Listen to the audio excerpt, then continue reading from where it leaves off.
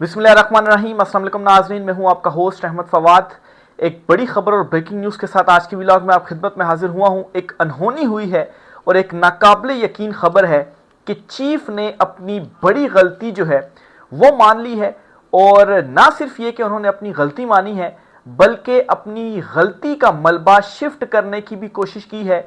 और इस गलती में कुछ जो शरीक हैं उनके भी नाम चीफ साहब की जानिब से लिए गए हैं। अहम तरीन और एक्सक्लूसिव डिटेल्स हैं जी, वो आपके साथ में शेयर करूंगा। एक बड़ी फतह हुई है इमरान खान साहब को और ख़ास तौर पर दो ब्रादर जजिस को, जिनमें जस्टिस मंसूर अली शाह और जस्टिस मुनीब अख्तर साहब हैं जी। मामला क्या है? एक बहुत बड़ा जो एलामिया है, एक नाकाबिले यकीन एलामिया जो है वो जारी हुआ है। और ये एलामिया बड़े अरसे बाद अचानक से जारी हुआ है। दूसरी तरफ नाज़रीन, चीज़ें बड़ी तेज़ी से बदलती जा रही हैं। नून लीग के अंदर से मरियम नवाज के अगेंस्ट आवाज़ें उठना शुरू हो चुकी हैं जी।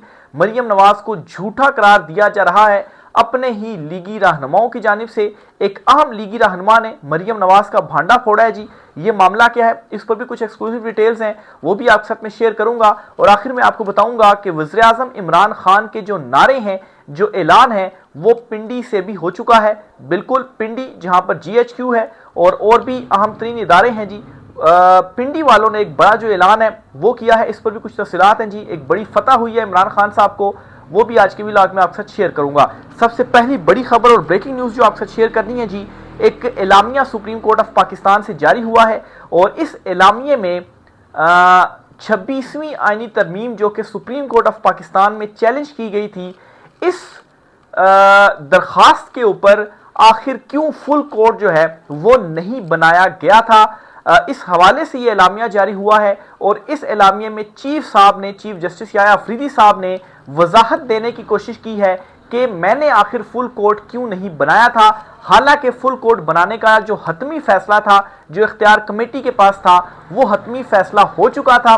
और इसमें जी ऐसा महसूस हो रहा है कि चीफ साहब ने एक तो मलबा भी शिफ्ट करने की कोशिश की है अपने ब्रादर जजिस के ऊपर कि उनसे मैंने राय और मशवरा लिया था। और दूसरा ये जी कि उनको भी शरीक करने की कोशिश की है जी कि मैं अकेला ही इस गलती का जिम्मेदार नहीं हूं, बल्कि मेरे साथ और भी कुछ शरीक हैं। इसकी रीज़न क्या हो सकती है? रीज़न ये हो सकती है जी कि अदलिया के अंदर से एक जो प्रेशर है वो भी बिल्डअप हो रहा है और एक बड़ी जो तब्दीलियां हैं वो भी होती हुई नजर आ रही हैं। और जाहिर सी बात है, जब तब्दीलियां होंगी और प्रेशर बढ़ेगा तो हर कोई खुद को सेव करने की जो कोशिश है वो करेगा। तो बड़े अरसे के बाद, तकरीबन 5-6 महीने के बाद ये जो एलामिया जी वो जारी हुआ है। आखिर इतने अरसे के बाद ये एलामिया क्यों जारी हुआ, या इस मीटिंग के जो मिनट्स हैं वो क्यों सामने आए? तो हुआ कुछ यूं जी कि जो जजिस कमेटी होती है 3 रुकनी, उन्होंने दरखास्तों के ऊपर फैसला करना था। और उस वक्त की जो जजिस कमेटी थी उसमें chief justice Yahya Afridi, justice Mansoor Ali Shah और जस्टिस मुनीब अख्तर, ये 3 जजिस पर मुश्तमिल कमेटी थी। और इस कमेटी ने यह फैसला किया था कि 26वीं आईनी तरमीम के खिलाफ दरखास्तों को 4 नवंबर 2024 को फुल कोर्ट के सामने जो है वो मुकर्रर किया जाए। लेकिन चीफ जस्टिस याया अफरीदी ने इस फैसले के ऊपर इम्प्लीमेंट जो है ना सिर्फ रुकवाया, बल्कि ये जो दरखास्तें थी वो समाअत के लिए ही फुल कोर्ट के सामने मुकर्रर नहीं हुई। अब हुआ क्या जी, जो एक एलामिया जारी हुआ उसके मुताबिक उसमें ये चीफ साहब अपने आप को क्लियर करने के लिए कह रहे हैं जी कि उस वक्त सुप्रीम कोर्ट ऑफ पाकिस्तान में जितने भी जजेस मौजूद थे, या 13 जजेस जो है वो मौजूद थे, उनसे जब मैंने फुल कोर्ट के हवाले से पूछा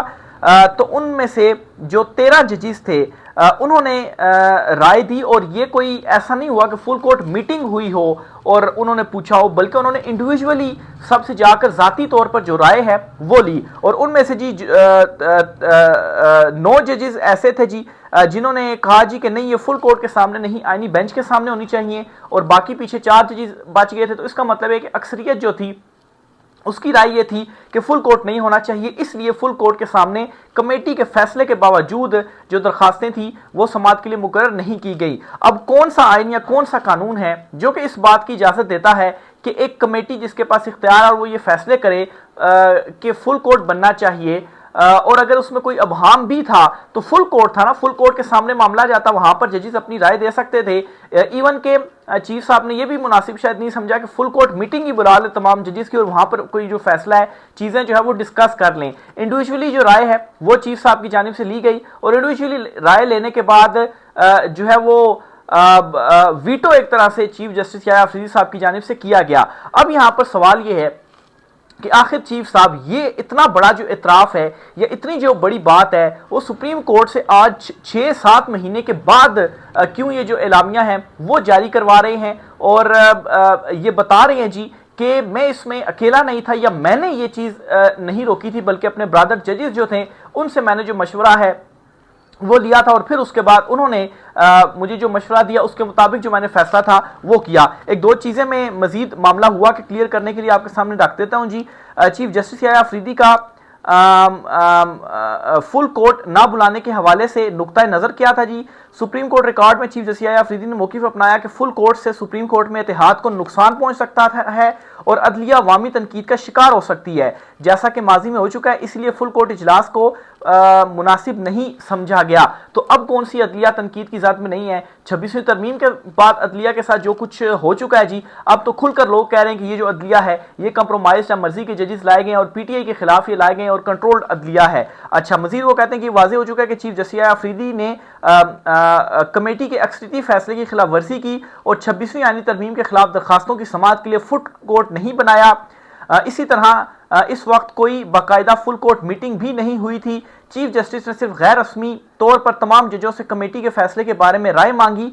क्या ये कानूनी रास्ता था? ये चीफ जस्टिस याह्या अफरीदी के ऊपर जो सवालिया निशान है वो उठ गया है। अब यहां पर सवाल ये है कि आखिर चीफ साहब ने नवंबर के मामले को इस टाइम पर जाकर क्यों इस तरह से ओपन हुआ और अपने ऊपर सवालिया जो निशान है वो क्यों लगा लिया। देखें, अदलिया के अंदर से जी इस वक्त जो चीज़ें सामने आ रही हैं, जो प्रेशर है वो बढ़ता जा रहा है। साबिक चीफ जस्टिस काजी फायद ईसा जो है उनके हवाले से कहा जा रहा है कि वो तो निशाने इबरत बन गए हैं, महफिलों में जाने के वो काबिल जो है वो नहीं रहे। और जाहिर सी बात है, जजेस खाली कोर्टों में तो नहीं होते, इनकी अपनी महफिलें होती हैं, वहाँ पर भी तो इनका उठना बैठना होता है, तो वहाँ पर भी इनको तनकीद का जो सामना है जी खासा करना पड़ रहा है।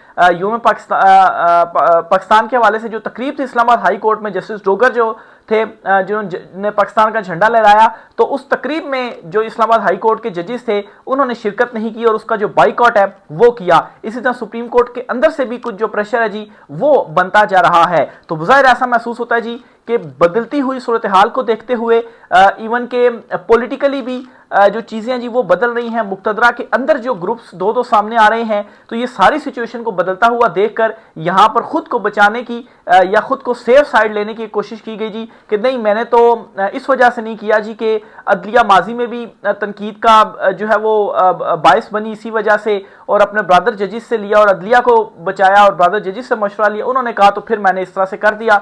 एक तो ब्रदर जजिस को भी शामिल कर लिया जी, लेकिन यहाँ पर एक तरह से अपनी गलती का भी इनकी अपनी गलती भी बता दी कि हाँ ये जो गलती है वो तो हुई है, लेकिन इस वजह से ये जो काम है वो मैंने किया। तो एक ये बहुत बड़ी ब्रेकिंग न्यूज़ है जी जो कि आज सुप्रीम कोर्ट ऑफ पाकिस्तान से सामने आई है। दूसरी तरफ नाजरीन, मरियम नवाज के अगेंस्ट भी पार्टी के अंदर से अब खुलकर आवाज़ें उठना शुरू हो चुकी हैं और मरियम नवाज को झूठा करार दिया गया है। अहम लीगी रहनुमा और बड़े लीगी रहनुमा है जी, उनकी जानिब से एक अहम स्टेटमेंट जो है वो सामने आई है। उस पर आने से पहले मैं आपको बताता चलूँ जी कि रावलपिंडी में वज़ीर-ए-आज़म इमरान खान के जो नारे हैं जी वो लग गए हैं। पिंडी वालों ने इमरान खान वज़ीर-ए-आज़म का जो ऐलान है जी वो कर दिया। इमरान खान साहब की जानिब से एक बड़ी कॉल दी गई थी और इससे पहले 5 अगस्त को खान साहब ने कॉल दी थी और अब इमरान खान साहब ने फिर 14 अगस्त की कॉल दी थी। और रावलपिंडी जहां पर GHQ मौजूद है, जहां पर अडियाला जेल मौजूद है, बड़े अहम इदारे यहां पर मौजूद है, तो ये पिंडी की जो आवाम है जी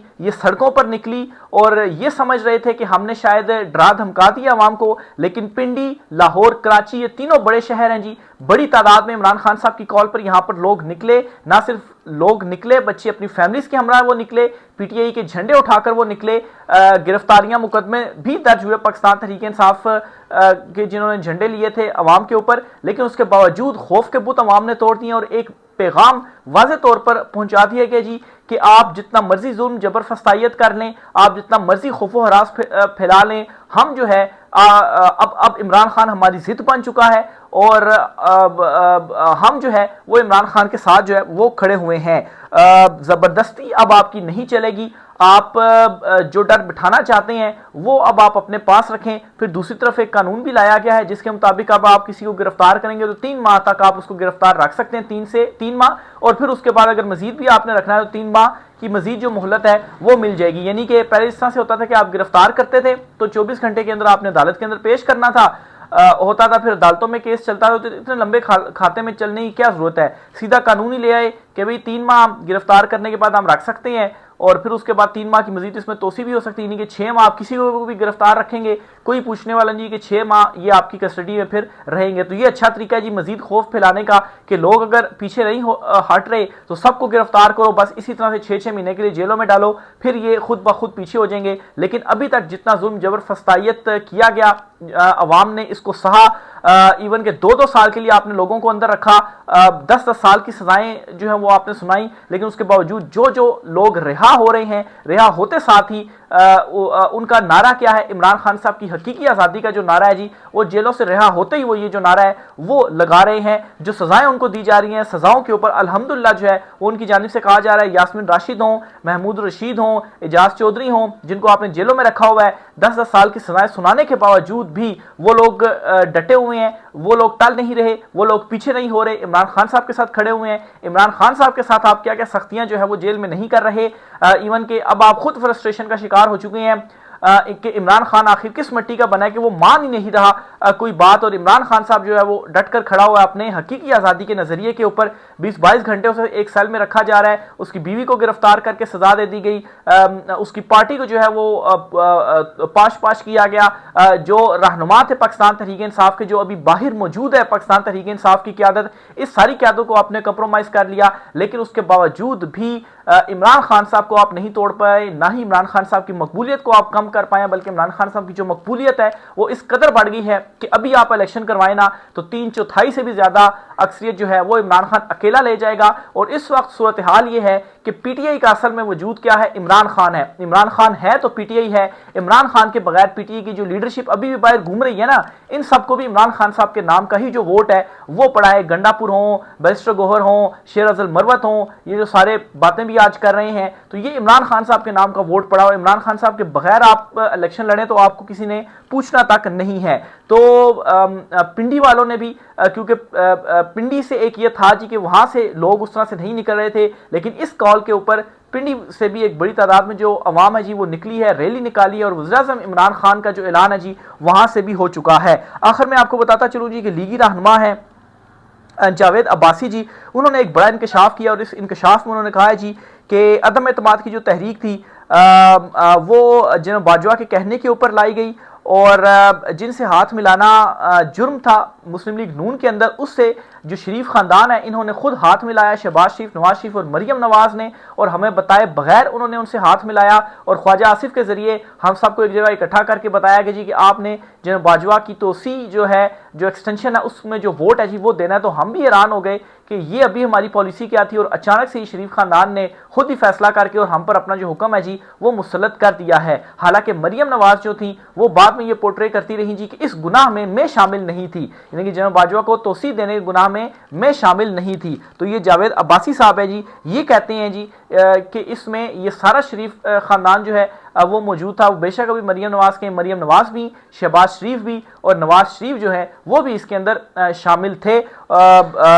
ये नून लीग के अंदर से अब जो आवाज़ें हैं जी वो उठना शुरू हो गई हैं, और वाकई अब नून लीग वाले खुद ये बात कर रहे हैं जी कि ये जो मुस्लिम लीग नून है जी ये सिर्फ और सिर्फ एक ख़ानदान की जमात है। बाकी जो वर्कर्स हैं या मुस्लिम लीग नून के अहम रहनुमा है जी उनको तो ये कुछ समझते ही नहीं है, और कुछ आम लीडर्स हैं जैसा ख्वाजा आसिफ, लीडर्स तो नहीं, रहनुमा नून लीग के ख्वाजा आसिफ या एहसन इकबाल वगैरह, बस इनको इन्होंने अपने इर्द गिर्द रखा हुआ है, इनके थ्रू हम तक जो मैसेज है जी वो पहुंचाते हैं। बाकी नून लीग के अंदर भी कौन सी जमहूरियत, डिक्टेटरशिप ही है एक तरह से कि बस एक खानदान ने खुद ही फैसला कर लिया और आकर पार्टी को कहा दिया मैंने फैसला कर लिया और बस यही चीज़ होगा। और हम भी हैरान हैं जी कि इतने इस एकदम से किस तरह से यू टर्न ले लिया। इमरान खान को ये ताने देते थे कि वो यू टर्न लेते हैं, यू टर्न तो आपने लिया कि चुपके से डील की और डील करने के बाद यू टर्न ले लिया और पार्टी को मालूम ही नहीं है, और वो पार्टी जो कि एंटी एस्टेब्लिशमेंट हुई पड़ी थी, जनरल बाजवा के अगेंस्ट बयानियां बना रही थी, वो एकदम से अगले दिन जाकर उनसे कहा गया जी नहीं जी अब तो कोई इस हवाले से जो बात है जी वो नहीं होनी। तो ये जी मरीम नवाज को भी यहाँ पर जो एक्सपोज है वो किया जा रहा है और जो हालात हैं जी वो हर तरफ से बदलते हुए अब आपको नजर आएंगे। राय के साथ कीजिएगा। आज के ब्लॉग से इतना ही, इजाजत दीजिए, अल्लाह हाफिज।